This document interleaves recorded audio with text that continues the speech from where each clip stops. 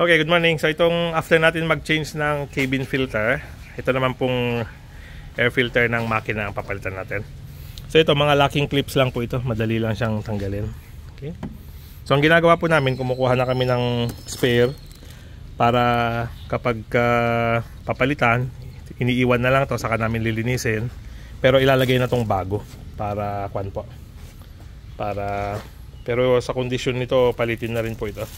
So sa next change oil, itatapon na rin po ito. Hindi na napapalit na. So sa next change oil, hindi na namin papalitan yung air filter kasi bago na. Okay. Naka-June na rin po yata ito. Okay, so ganun lang po. Ngayon, meron pong kwanto. Merong kapag bago, nakatali po itong sensor. Cable na to dito. Cable sensor. Cable sensor nakatali dito ng tie wrap. Ipapakita ko po yung pinagtalian niya. Okay.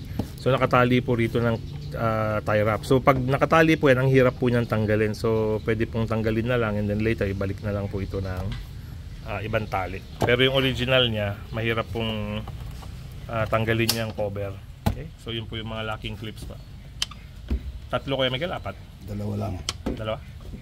Tapos dito, apat sa kabila. Okay. So may dalawa rito. Isa. Dalawa. Tatlo, apat, lima, anim. So parang pinaka-guide po itong apat dito. Okay. So yun po. Yun po ang pagpapalit natin ng mga filters niya. Okay. So sana po nakatulong ito. Salamat.